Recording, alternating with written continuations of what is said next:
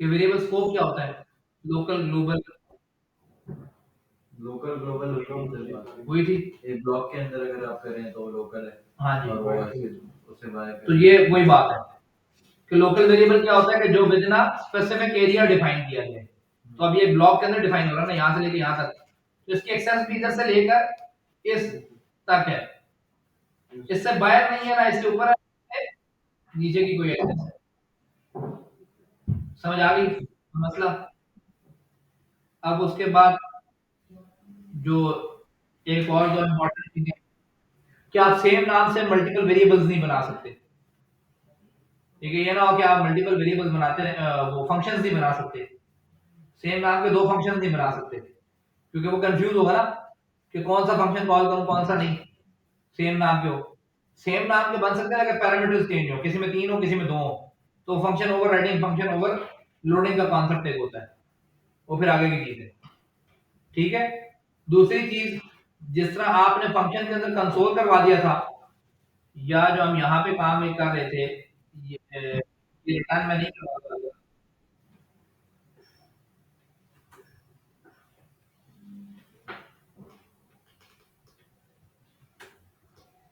और ये लिख देता हूँ, ठीक है, और इस फंक्शन को कॉल कर लेते हैं।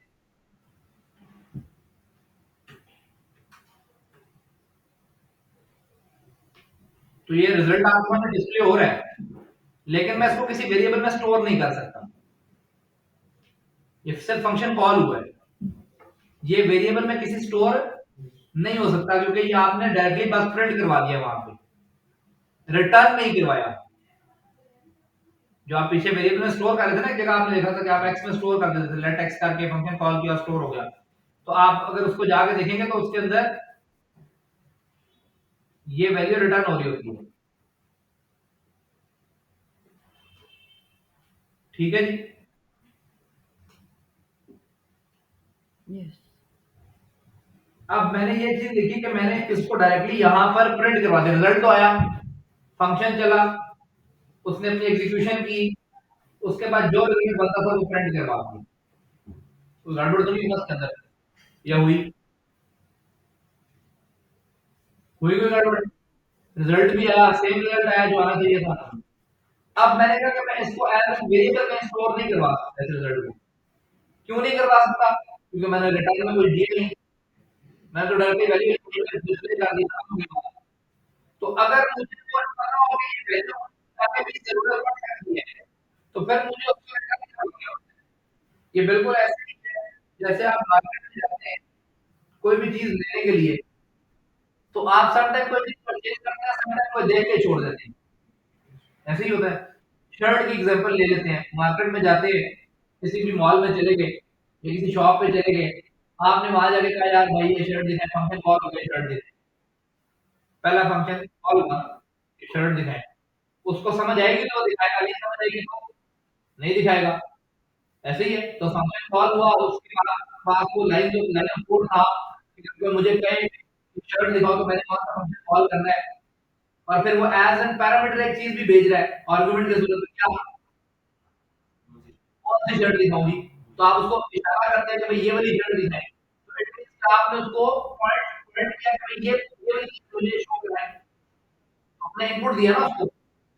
ठीक है, या आप अगर जाके तो आप कहते हैं यार मुझे ड्रेस चाहिए, तो वो बेताजा ड्रेस आपको क्या करता है, अब इट मींस कि आपने कोई फाइनलाइज नहीं की, ये दिखाओ, आपने से कहा था यार ड्रेस चाहिए बस, अभी उसके पास गया कि भाई अपनी मर्जी की निकाल रहा है, उसके लॉजिक के मुताबिक उसने जो उसके पास 2 4 5 6 सैंपल्स थे, उसने रख दिया आपके सामने के यार नहीं है, फिर आप एक और फंक्शन कॉल करते हैं, ये वाली दिखाओ, इसको खोल दो, ऐसे ही करते हैं हम, पैकेट से वो निकाल लेता है जो भी उसका, तो वो एक फंक्शन कॉल होता है। ये सारा प्रोसेस अभी रिटर्न कुछ क्या है मेरे पास, मुझे पसंद आती है मैं ठीक है, नहीं बात बनती है मैं छोड़ के आ जाता हूँ। फंक्शन मैंने देखिए, वो सब मैं ट्राई भी करता हूँ, यार वो शर्ट ठीक लग रही है नहीं लग रही, मैं साइज की है नहीं है, बार्गेनिंग नहीं हो पाती है, कोई और मामला होते हैं मुझे नहीं समझ आती, छोड़ देते हैं, बस बाहर आके वो शर्ट दोबारा कभी इस्तेमाल आप नहीं कर सकते। वहीं पे चेक की, उसको देखा, रिजल्ट देखा, क्या आया, खत्म हो गई बात। लेकिन अगर वो आपने किसी फंक्शन में पहनी है, वैसे रेगुलर रूटीन में पहनी है, कैजुअल शर्ट है, जो भी चीज है, तो फिर आप उससे कहते हैं कि हाँ कितने की है, बार्गेनिंग हो जाती है, आप अपने पैसे पे कर देते हैं, आपको शॉपिंग शॉपिंग बैग में डाल के एक पैकेट में डाल के वो शर्ट आगे पास आपको रिटर्न में प्रोवाइड कर देता है। अब आप घर आ जाते हैं, जब दिल करता है उस शर्ट को इस्तेमाल करते रहते हैं। तो यही कॉन्सेप्ट यहाँ पर भी होता है कि जब आपने पता हो कि मैं इसको जब आगे मुझे फर्दर इसकी जरूरत पड़ सकती है, तो आप उसको रिटर्न में लेके जाते हैं। रिटर्न करवा लूँ उसको किसी वेरिएबल में स्टोर करवा लूँ और फिर जब मुझे कभी जरूरत हो तो मुझे बार-बार वो फंक्शन ना कॉल करना पड़े, रिजल्ट सेम होगा, तो वो मैं वेरिएबल यूज़ करता रहूँगा। समझ आ गई? लेकिन जब मुझे पता होता है कि नहीं बस मुझे तो वन टाइम ये चीज़ चाहिए, प्रिंट हो जाएगी, बात खत्म हो जाएगी, मुझे जरूरत नहीं आगे इसकी। तो मैं खाली उसको प्रिंट या कंट्रोल करवा के चेक कर लेता हूँ, करवा के चेक कर लेता हूँ, जो भी मेरी लॉजिकल चीज़ है, उसकी बेसिस पे काम करवा के वो बात खत्म करवा देता हूँ। तो कुछ ऐसे फंक्शन भी होते हैं जिसमें कोई डेटा जरूरत नहीं होती। हम किसी तरीके से डीबी में वैल्यू स्टोर कर रहे होते हैं, किसी तरीके से और जगह पे कुछ काम कर रहे होते हैं। तो वो मुझे डिस्क्रिप्ट नहीं करनी होती, कुछ नहीं करना होता, बस मैं किसी तरीके से उसको काम करवाता हूँ, उसका ना रिटर्न से ताल्लुक है ना कुछ है। तो वो बैकएंड में काम हो रहा था, मुझे उसकी जरूरत नहीं है। जैसे फंक्शन वैलिडेशन होती है, फॉर्म वैलिडेशन, उसके लिए फंक्शन आता है, उसकी तो कोई जरूरत नहीं है ना। आप क्या करते हैं, वो वैलिड है कि नहीं वैलिड। वैलिड होता है तो आप कहते हैं वैलिड ट्रू रिटर्न कर देते हैं, तो फॉल्स रिटर्न कर देते हैं। तो एरर आ जाता है बस खत्म। वो आपके लिए स्टोर करके रखना तो नहीं, जरूरत तो नहीं इस्तेमाल करना था। वैलिड होगा तो आगे चले जाएंगे, नहीं तो वहीं पर रोक देगा आपको। तो कुछ ऐसे फंक्शन भी होते हैं जिसकी हमें ऐसे जरूरत नहीं होती कोई। समझ आ गई? ये सारा का सारा आपका फंक्शन वैलिड चीज थी। अब इसमें जो भी आपके सवाल है, आप वो सवाल कर सकते हैं।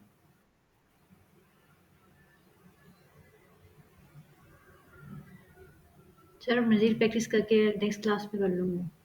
ठीक है, वो मैं नेक्स्ट तो इससे क्लास related थोड़ा-सा टास्क क्लास में दे देता हूँ। अभी पहले आपका क्विज़ दूँगा फिर क्लास दूँगा।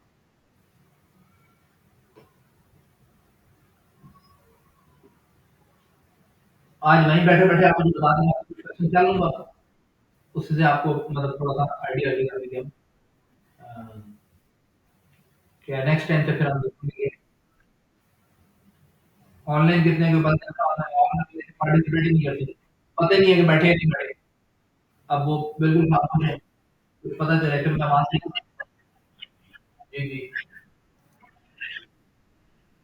सुन तो रहे होते हैं, मतलब ये गाली से सुन नहीं रहे। पार्टिसिपेशन की बात कर रहे हैं। तो जब तक कोई इनपुट नहीं होती आगे से दूसरी तरफ से तो एक सच्ची बात है कि आप पढ़ा भी नहीं पाते। मैं बोलता रहूँ, आप लोगों की तरफ से कोई इनपुट नहीं आया, तो मुझे लगेगा कि मैं पता नहीं कहाँ बैठा हूँ। ऐसे ही है ना? आप जी, इंशाल्लाह। तो बहरहाल अब आते हैं क्विज़ की तरफ।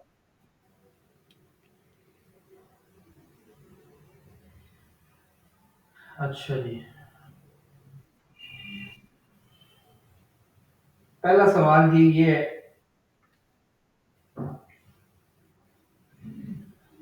कि अगर एक वेरिएबल आपने बनाया है,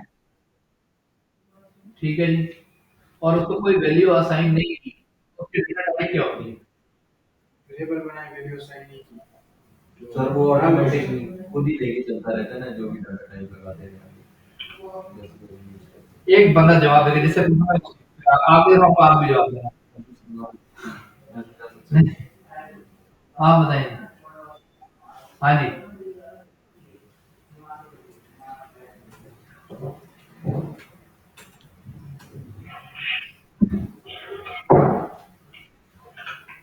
मैंने क्या कहा, एक वेरिएबल आपने बनाया है, उसको कोई वैल्यू असाइन नहीं की।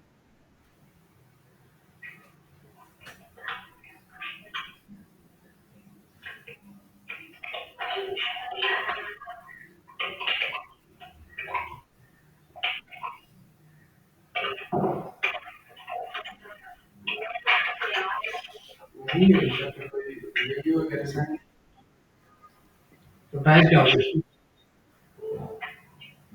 एम्प्टी होगी नेक्स्ट जी, क्या टाइप होगी बेटा?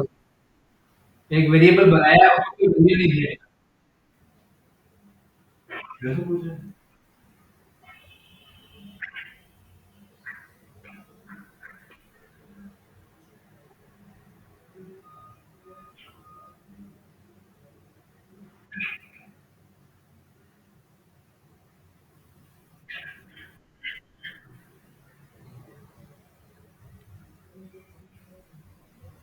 कोई आइडिया नहीं। हाँ जी। अनडिफाइंड होगी डिफाइन किया और वो उसको अनडिफाइंड होगी।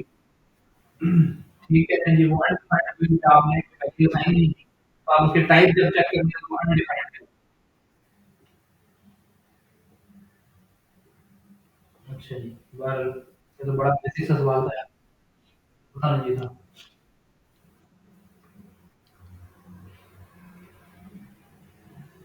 और इसमें क्या कुछ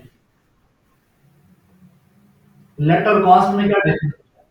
सर कॉस्ट वो है जो मतलब चेंज ना हो, कांस्टेंट रहे, जिस तरह हमने उसको मतलब वैल्यू सेट की हो फिर आगे चेंज ना हो। और लेट हम मतलब पहले हम वार यूज करते थे लेट की जगह, तो भी मतलब जो पुराने ओल्ड ब्राउजर जो वो वार ही मतलब उसमें वार यूज होते हैं, अभी जो हम करंट यूज कर रहे हैं लेट का। क्या डिफरेंस है बेटा लेट और कॉस्ट? स्टैंडर्ड हम चेंज कर सकते हैं और कांस्टेंट हम चेंज नहीं कर सकते। हाँ जी। एडजस्ट को रीडिक्लेयर और रीअसाइन, सॉरी, रीअसाइन कर सकते हैं, रीडिक्लेयर नहीं कर सकते और कांस्टेंट को रीडिक्लेयर कर सकते हैं, रीअसाइन कर सकते हैं। ये लेट और कॉस्ट में कि ना वो रीअसाइन हो सकता है कॉस्ट, ना ये डिक्लेयर हो सकता है हमारे टाइम पे। और इसको थोड़ा और ज्यादा करके ब्लॉक्स को स्पेसिफिक इमीडिएट ब्लॉक्स को दोनों ब्लॉक को डिफरेंस मेनली यही है कि एक रीअसाइन तो हो सकता है, लेकिन डिक्लेयर नहीं हो सकता that's it। और जो कांस्टेंट है ना ही डिक्लेयर हो सकता है ना ही रीअसाइन हो सकता है। ये चीज होती है। अच्छा जी।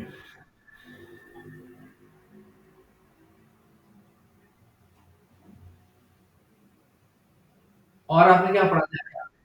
एफएल्स भी पढ़ लिए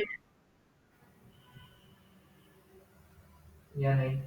एरेज पढ़े थे? अच्छा ही।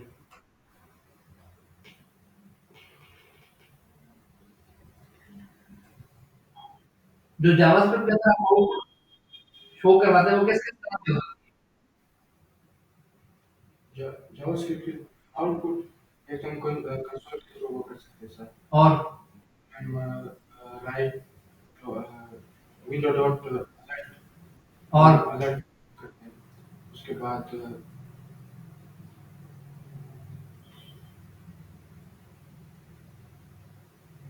फिर अगर हमने कोई मतलब वो करना तो उसमें डॉक्यूमेंट और गिट वो तो फिर गेट एलिमेंट वाला है उसमें। आप बता दें जो आप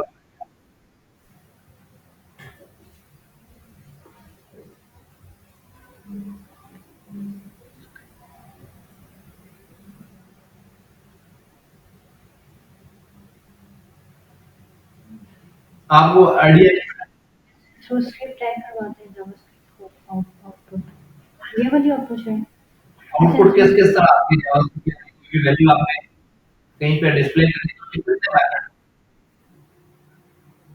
वेरियस मेथड्स हम्म, बहुत से मेथड्स हैं। कौन से? कोई से दो बता दें।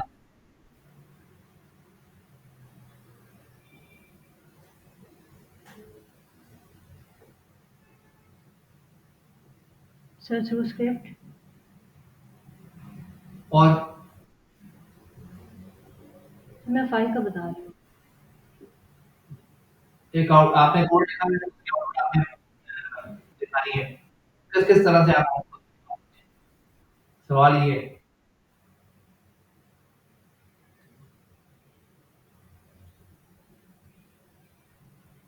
कंसोल डॉट लॉग और अलर्ट और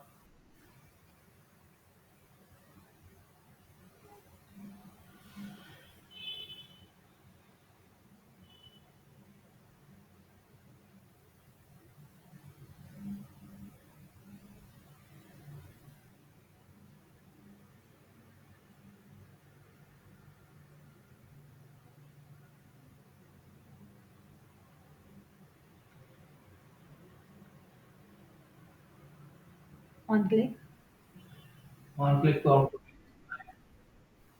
वो तो इवेंट है। बार चलिए नेक्स्ट में अच्छे से कर लीजिएगा, फिर कोई नहीं। ये बहुत बेसिक सवाल है, बहुत बेसिक, मतलब कि डिटेल नहीं गए, बेसिक में बात आगे। मैं बताता हूँ कि आपका जो आउटपुट संग्रहालय में जो भी वैल्यू आप डिस्प्ले करवाना चाह रहे हैं, जेएस के अंदर, अभी आपने भी देखा है इतना डॉट एचटीएमएल था, जिस जगह आप एचटीएमएल रिप्लेस करवा के उसका आउटपुट दिखा देते हैं, क्या आउटपुट है। दूसरा कंसोल था, कंसोल में आपके पास वो टेस्टिंग पर्पस के लिए होता है, कि आप टेस्ट के बारे में क्या वैल्यू आ रही है, आउटपुट तो आ रही होती है ना, आउटपुट क्या आ रही है। तो आप कंसोल जो आप पैनल होता है ओपन करके उसमें डिस्प्ले करवा दें, कंसोल से ही होता है। अलर्ट, अलर्ट में एक पॉपअप जनरेट हो जाता है। फिर आपके पास आता है डॉक्यूमेंट डॉट राइट, वो आपका अगर वो एचटीएमएल लोड होने के बाद सारा खाना यानी पूरा एचटीएमएल लोड हो गया, क्लिक के ऊपर आपने दोबारा से वो कॉल करना है। जी, नहीं नहीं, रिटर्न स्टेटमेंट बिल्कुल अलग है, रिटर्न का कॉन्सेप्ट ही है। ये तो आउटपुट डिस्प्ले की बात हो रही है, आउटपुट कैसे कैसे आप शो करते हैं। तो विंडो डॉट राइट की बात हो रही है, उसमें ये है कि आपके पास एक, जो भी अगर एचटीएमएल लोड हो चुका है सारा का सारा, और आप किसी फंक्शन में बटन क्लिक करके कुछ दोबारा से राइट करवाते हैं, तो इट मींस कि आप दोबारा रीडायरेक्ट करने का डॉक्यूमेंट जाएंगे। तो डॉक्यूमेंट में पूरा प्रीवियस वाला रिमूव कर देता और नया रिजल्ट ले आता। तो वो आपका एक राइट है, एक इनर एचटीएमएल था, एक राइट था, एक आपके पास कंसोल था, एक अलर्ट था। 4 से 5 चीजें आपके पास है। अलर्ट, कंसोल, राइट, ये 3 आपके लिए इस्तेमाल होते हैं टेस्टिंग पर्पस के लिए, कि जब आप डेटा टेस्ट करते हैं तो क्या आ रहा है। अलर्ट आप चेक करते हैं कि कोई पहले होता था कि मैसेजेस दिखाने होंगे, डेटा इज वैलिड या इस तरह करके, ईमेल इज वैलिड, कभी जो भी है, या please valid email, you have to enter in name field, कुछ भी इस तरह के मैसेजेस हो गए वो। लेकिन अब वो भी खत्म हो गया, अब आप प्रॉपर एक मैसेज बना के वहां पे पेज के ऊपर डिस्प्ले है। तो इनर एचटीएमएल ही ज़्यादा चलता है। हाँ, इन्हें रजिस्टर कर सकते हैं, और किसी वे में आप उसको किसी तरीके से शो वाइड करवा सकते हैं, वो सारी चीजें आ रही हैं। और एयर एचटीएमएल तो होता ही है कि जो पहले से एचटीएमएल किसी जगह बना हुआ था, उसको रिप्लेस करवा के हम अपना एचटीएमएल पास कर दें, नया एचटीएमएल। तो वो ज़्यादातर होता है कि आप चेंजेस करवा रहे हैं अपने उसके अंदर, और वो टेस्टिंग के लिए ज़्यादा नहीं होता, वो आपका मेन जो भी यूज़र को आउटपुट दिखानी होती है रन टाइम के ऊपर, वो जैसे आप क्लिक करते हैं वो वहीं पर ओरिजिनली आउटपुट वहाँ पर डिस्प्ले कर देता है। रन टाइम क्लिक के ऊपर कहीं पे डी में भी स्क्रॉल कर देता है, रिफ्रेश भी करते हैं तो वही आउटपुट पे अभी नज़र आ रही है। तो इस तरह करके ये आपके पास चीज़ें इसमें चलती हैं। तो इसको आप पढ़ा करें और उससे जाके फिर आप सीखेंगे। तो अब जो आपका टास्क बेसिकली घर से है, वो टास्क आपका यही है कि आप फंक्शंस बनाएँ अपने डिफरेंट कोई भी, लाइक आप फॉर एग्ज़ाम्पल जैसे अभी फॉर्म भराया था, एक छोटा-सा इनपुट फ़ील्ड्स की, अब उसके ऊपर छोटी-सी ट्राई करें, सर्च करें कि वैलिडेशन कैसे ला सकते हैं। अपना फंक्शन बनाएँ और 1-2 वैलिडेशन लगाएँ, लाइक आप कहते हैं नेम की एक वैलिडेशन। जब आप बटन पे क्लिक करें, एक फंक्शन कॉल हो, उसकी वैल्यू उठाएँ, सबसे पहले कंडीशन लिखें कि एम्प्टी नहीं होनी चाहिए। इनपुट फील्ड एम्प्टी नहीं होनी चाहिए। अगर एम्प्टी जावा वो एचटीएमएल से हम रिक्वायर्ड वाली कंडीशन नहीं लगा, जावास्क्रिप्ट के अंदर चेक करना, अगर एम्प्टी है तो एरर आ जाए, अलर्ट दिखा दें मुझे, तो प्लीज आप एचटीएमएल में ना दिखा, अलर्ट दिखा दें कि प्लीज एंटर जो भी नेम, अगर नेम दिखा रहे हैं, ईमेल है तो ईमेल, कुछ भी। ठीक है जी, एक एम्प्टी की कंडीशन आ गई, जावास्क्रिप्ट से चेक करना है एम्प्टी तो नहीं है। दूसरी चीज, आप उसके ऊपर अगर नेम कर रहे हैं, अब सारे नेम भी निकलेंगे अपनी मर्जी के मिलेंगे, अब हर बंदे का नेम भी नहीं लगेगा। नेम हो सकता है, ईमेल हो सकती है, कॉन्टैक्ट नंबर हो सकता है, इस तरह के जो भी एक नॉर्मल यूजर की इनपुट इन्फॉर्मेशन होती है उसको कोई डाल सकते हैं। फिर जब आप दूसरे में आके आप कहते हैं कि मैं इस पे क्लिक करूँ, तो आपका नेम का क्या-क्या तरीकाकार है। नेम मिनिमम 3 कैरेक्टर का होगा। नेम के अंदर शुरू में नंबर नहीं होता, ठीक है? इसी तरह स्पेशल कैरेक्टर्स नहीं होते, बाद में भी कोई नंबर नहीं होता। ये सारे नेम के कुछ कैरेक्टरिस्टिक्स है आपके। नेम बनाया जाता है तो नेम के मिनिमम 3 कैरेक्टर होते हैं। ठीक है जी। और मैंने क्या बताया, दूसरी चीज़, कोई स्पेशल कैरेक्टर नहीं होता, कोई नंबर नहीं होता, स्पेस हो सकती है, अपर लोअर केस वेरिएबल वो अल्फाबेट्स हो सकते हैं। नेम की वैल्यू है। ईमेल में जाएँगे तो ईमेल की वैल्यू है आपके पास @ हो सकता है उसके अंदर, डॉट हो सकता है, एंड पे 2 या 3 अल्फाबेट्स हो सकते हैं, dot com, dot UK, dot PK, इस तरह के भी ईमेल होते हैं। और बाकी वो जो भी नॉर्मली है वो भी हम शुरू में नंबर चेक कर लीजिएगा, नंबर वाला वैसे कुछ आप एबीसी या चेक कर लीजिएगा, कोई नंबर आता है, मैं भी नंबर तो स्टार्ट में ही नंबर वेरीफाई कर लीजिएगा उसका नंबर होता है या नहीं। तीसरा वेरिएशन डिपेंड करता है किस तरह का आपका नाम है। पाकिस्तानी मोबाइल नंबर पे बनाया तो अपना पैटर्न होगा, डिजिटल नंबर पे बनाया तो अपना पैटर्न होगा। तो ये सर्च करना है बेसिकली कि वो कौन-सा फ़ोन नंबर किस पैटर्न में है। तो आप अगर क्योंकि पाकिस्तानी मोबाइल नंबर पे जाएँगे तो मल्टीपल वेज हो लाइक कोई +92 से करके स्टार्ट तो वो कुछ बन सकते हैं या 0332 या कोई नंबर आगे से 10 होते हैं, 7 होते हैं, 11 होते हैं टोटल। वो ओवरऑल आई थिंक अगर +92 कर लें तो आई थिंक 12 हो जाती है, 13 हो जाती है। ये चीज़ हो सकती है। बाकी आप उसमें देख सकते हैं भाई हाइफ़न सर्च करना, स्पेस सर्च करना है, वो आपके ऊपर लॉजिक है कि आप जिस पैटर्न पे लिखेंगे वो पैटर्न होगा। ये बेसिकली ये जो जितने आपके रेगुलर एक्सप्रेशन के साथ होंगी। ये भी आपने पढ़ी नहीं है लेकिन मैं आपको दे रहा हूँ कि आप पढ़ेंगे भी तो थोड़ा-सा आपको आइडिया होगा कि रेगुलर एक्सप्रेशन होती है, कैसे लगाई जाती है। चैट जीपीटी के एडवांस से आपको बहुत सारी चीज़ें मिल जाएँगी। बेशक चैट जीपीटी ने निकाल के कोड लिखे हैं, लेकिन उस कोड का पता होना चाहिए कि वो कोड कर क्या रहा है, उसका पर्पज़ क्या था, ये रेगुलर एक्सप्रेशन आई है तो ये क्या कह क्या रही है। मिल तो जाएगा आप रेगुलर जाके चैट जीपीटी पे कहेंगे ये वैलिडेशन है जावास्क्रिप्ट तो वो आपको निकाल के दे देगा। तो उसका इश्यू नहीं है हमें कि वो आपके पास क्या आ रहा है। लेकिन आपके पास पता होना चाहिए कि भई ये क्या चीज़ थी, इसका क्या पर्पज़ था, ये लाइन क्यों लिखी है। मेन मकसद हमारा वो है कि हमें पता हो कि ये लाइन क्यों लिख रहा हूँ। ठीक है, इस तरह मैं 2-3 बताइए और इसकी राइटिंग के ऊपर आप वैलिडेशन लगा सकते हैं। तो मल्टीपल वेज़ है आपके पास, आपने कोई से 2 लेने हैं, 2 इनपुट्स के ऊपर वैलिडेशन करनी है। वैलिडेट हो गया तो आप कह देंगे हाँ जी, ये validate email validate and the name valid में वैलिड अब सीएनआईसी के भी डिफरेंट वेज़ हैं। सीएनआईसी में सारे डिजिट होते हैं। अगर आप रखना चाहें तो पाइथन लगा सकते हैं। पाइथन कुछ नंबर 5 डिजिट के बाद एक पाइथन होता है। फिर एक आखिर से आगे टोटल 13 होते हैं। तो 5 और 7 12 हाँ, 5 के बाद और 7 के बाद। पहले 5 के बाद एक हाइफ़न अगले 7 के बाद एक हाइफ़न या अगर आप मना करें तो आप ओवरऑल कर दें कि 13 डिजिट होना चाहिए। सारे डिजिट डिजिट हो सकते हैं। कोई अल्फ़ाबेट्स कोई स्पेशल कैरेक्टर के अलावा नहीं हो सकता। सिर्फ़ हाइफ़न हो सकता है। अभी स्पेशल कैरेक्टर का हाइफ़न है।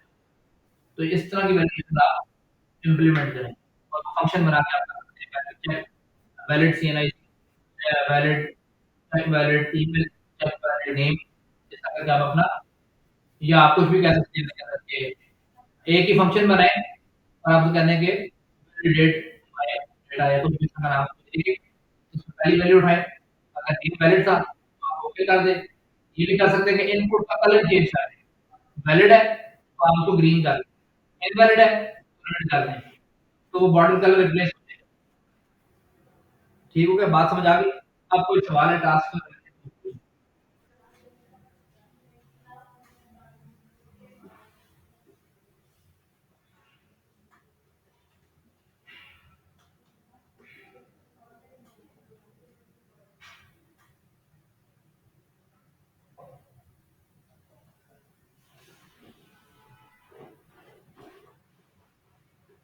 कोई सवाल नहीं?